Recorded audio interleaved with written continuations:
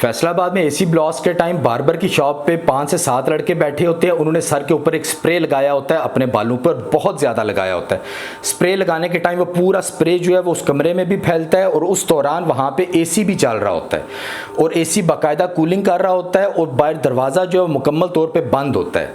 इसी टाइम पर एक लड़का बाहर से सिगरेट लगाया हुआ अंदर दाखिल होता है। जैसे ही वो अंदर दाखिल होता है तो ब्लास्ट हो जाता है और बाहर से पूरी आग आपको नज़र आ जाती है। ये होता क्या, ये जो केमिकल वहाँ पे पूरा कमरे में फैला होता है और एसी इस तरीके से काम करता है कि एसी कमरे की हवा को हमेशा खींचता है, उसको ठंडा करके दोबारा कमरे के अंदर फेंकता है। तो वो एसी चलने की वजह से वो जो सर पे लगाया हुआ केमिकल था और कमरे में फैल चुका था, उसको एसी ने खींचा, खींचने के बाद ठंडा करके दोबारा पूरे कमरे में वो फैल चुका था।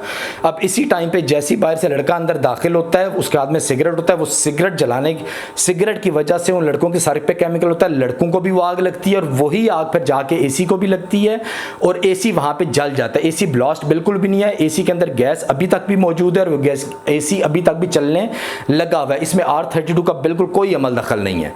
ये सब मेरी जाती राय है। अभी तक हुकूमत की तरफ से या इन्वेस्टिगेशन इदारे की तरफ से कोई रिपोर्ट सामने नहीं आई, लेकिन मैं ये रिक्वेस्ट करता हूं सबसे कि इस डायरेक्शन में आप लोग अपनी इंक्वायरी आगे बढ़ाएं और जो एक लड़का फौत नहीं हुआ उससे भी आप अगर इंक्वायरी करेंगे तो हो सकता है आपको इस बात की तस्दीक हो जाए। ये एक बात होगी। दूसरी बात ये है कि सबसे ज़्यादा मसला इस समय ये बना हुआ है कि R22 बेहतर है, R410A बेहतर है या R32 बेहतर है।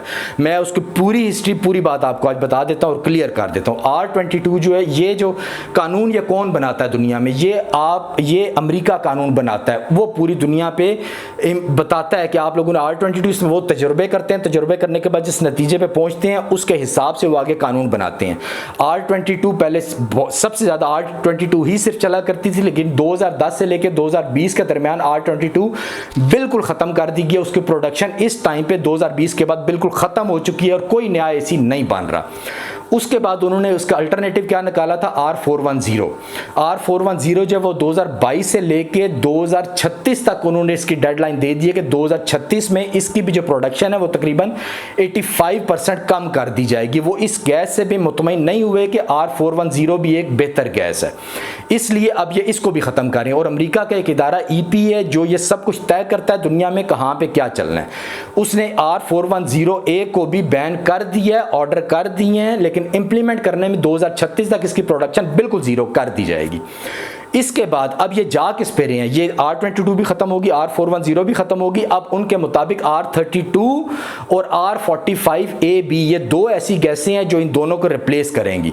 तो जो हर आदमी ये कहता है कि ये गैस दुनिया में बैन है, ये गैस दुनिया में बिल्कुल भी बैन नहीं है, सब जगह तकरीबन चलने लगी हुई है, लेकिन जहां जहां पे ये नहीं है मौजूद वहां पे अभी तक आनी ही नहीं शुरू हुई, क्योंकि वहां पे R410A के सिस्टम चल रहे हैं और वो जब वो बैन होने हैं, बिल्कुल खत्म हो जाने हैं 2036 तक। उसके बाद फिलहाल जो रिकमेंडेशंस हैं इन इदारों की वो यही है कि R32 उसके बाद वहां पे इंप्लीमेंट होनी है या R32 के सिस्टम लगने, R32 के सिलेंडर और गैसेस इस्तेमाल होनी है।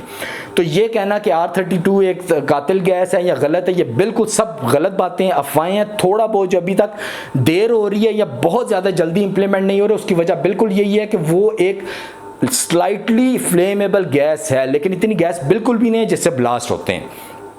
ब्लास्ट आपके सिर्फ आउटडोर में होते हैं, इनडोर में बिल्कुल भी आपके ब्लास्ट नहीं होते हैं। ये जितना भी मसला पूरा बना है ये सिर्फ और सिर्फ हमारे यूट्यूबर्स के गलत तरीके से हैंडल करने, अपने चैनल्स को प्रमोट करने, बहुत जल्दी दिन में 4-4 5-5 वीडियो बनाने के चक्कर में सिर्फ आप लोगों पे आया। और इसका फ़ायदा अब जो हमारे अनाड़ी टेक्नीशियन हैं जो एक माफिया की तरह ऑपरेट करते हैं, वो अब आप लोगों से इस तरह का फ़ायदा उठाएंगे।